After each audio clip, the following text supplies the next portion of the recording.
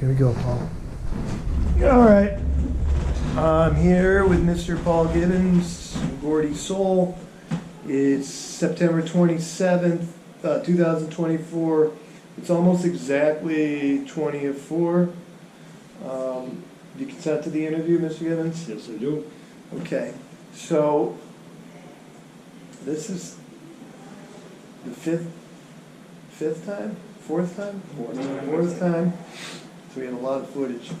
I want to talk today about your public service, which is extensive. And I personally think not enough people know about what you've done. I feel like you could use a publicist, Paul. I think about it, if people knew what you've meant to this community, there'd probably be a statue above the GB thing that you've been clipping. So we were talking about the school last time. So you were an MTA, you were a union rep, right?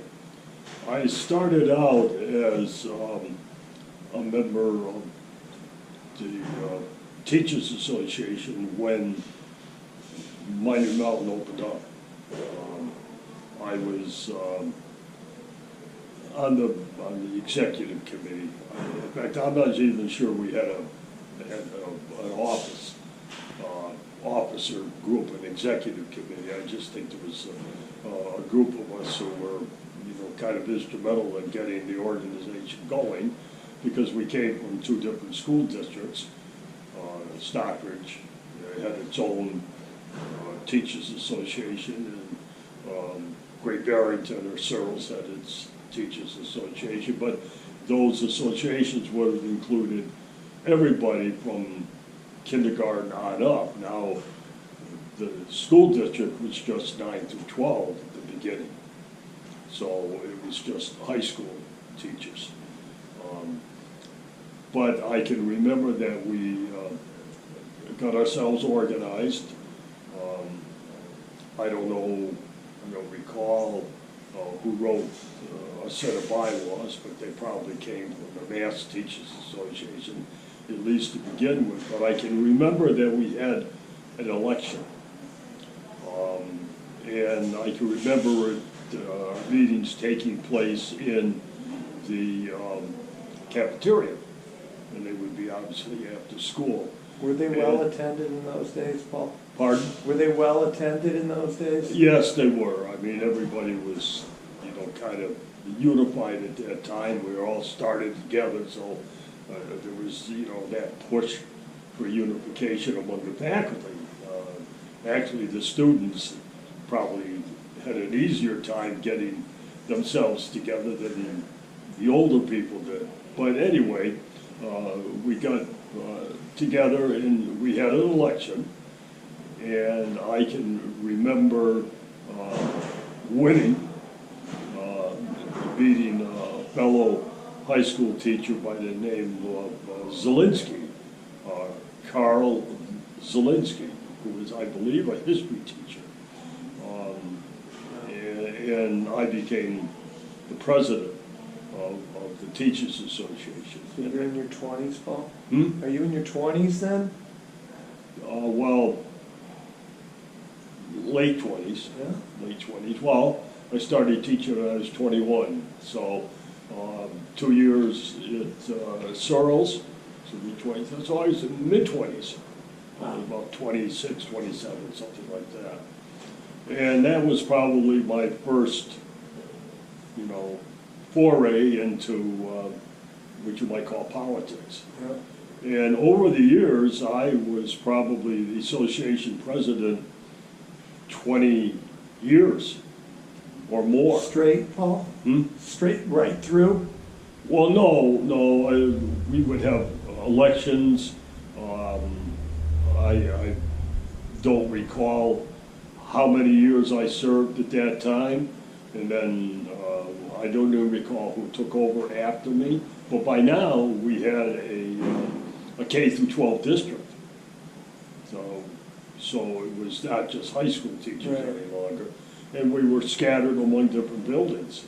We had elementary school teachers in Housatonic, in Stockbridge, in West West Stockbridge. Stockbridge, in Great Barrington, and then of course you had the middle school, and then you had the high school.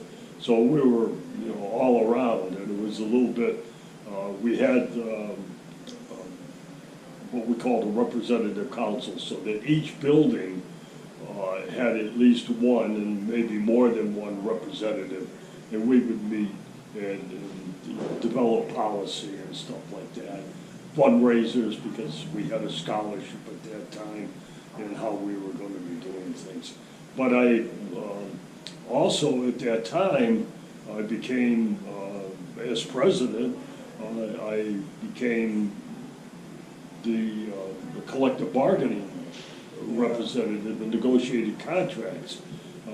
Probably negotiated more contracts over the years that I was president.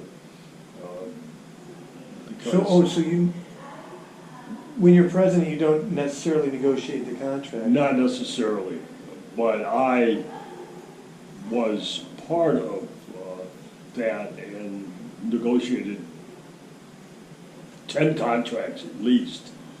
You know, so you negotiated the contract way back in like, well, I don't know, like 2004, 2005, my pay significantly got bumped up. It was because of the contract you negotiated, and I believe, if I hope I remember this correctly, but you guys negotiated it really unselfishly, because I think you gave the younger teachers coming up a bigger bump than the older teachers got. Is that true? It became difficult because in order to get, you're right, in order to get the bottom pay up, it obviously affected the top, and so it was always a balancing act of trying to get more money for beginning teachers and at the same time be fair to the older teachers. And, you know, I think we were successful. I think the most successful contract that we negotiated was with myself and one other person who was my co-negotiator, and we met and negotiated in a subcommittee. There were two teachers and a member of the school committee, along with the superintendent and the business manager, who happened to be Michael Kenny at that time. Okay.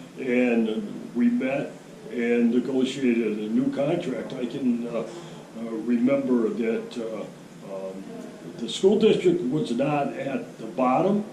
It was not at the top, and their philosophy was they didn't want to be at either extremes, they wanted to be in the middle. So it became, you know, a tug of war in a sense to try to get, you know, that happy medium. But I can remember we did a pretty good contract. Some teachers got 5-figure raises. Wow. More than, you know, they probably got, you know, if you were in the middle, you probably got a bigger raise than you did if you were at the top, particularly if you were on the last step. But I know that was probably the most successful contract that we had, and it was done in the subcommittee.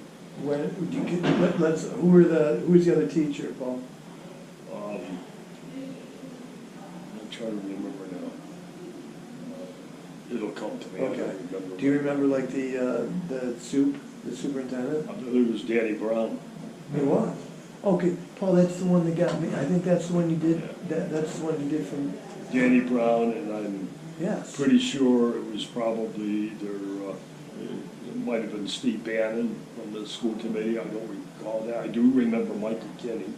And we eventually worked out something, but it worked to the advantage. And that was probably the most successful of all the contracts.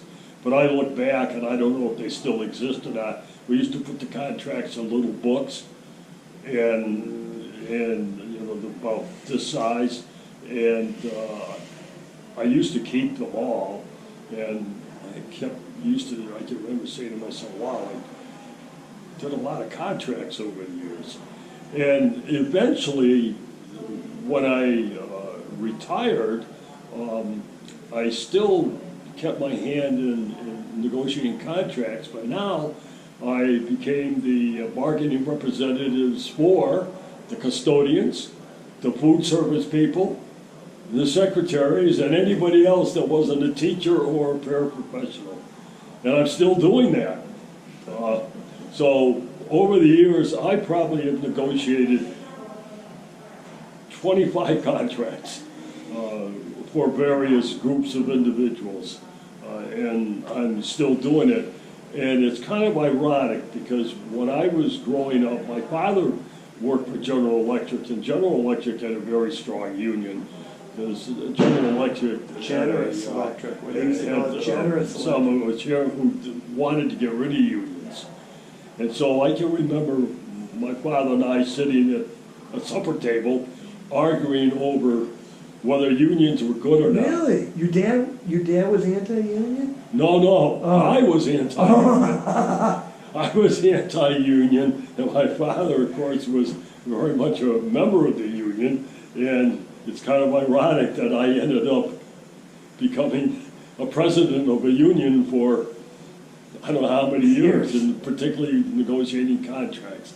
So that was probably my introduction to, I guess, public service, in a sense, although it was kind of limited just to teaching staff. But it made a big difference. I mean, I remember, I am pretty sure that contract you just said that was most successful was the one that had a big impact on me, because I was in my early 30s and I was a new teacher in the district, and I remember, it was almost too good to be true, is what I remember thinking, like, there's no way. Yeah, and it might have been, I might have been that, I think I was that five-figure bump. Well, And I also want to say that, thank you very much for I remember. reminding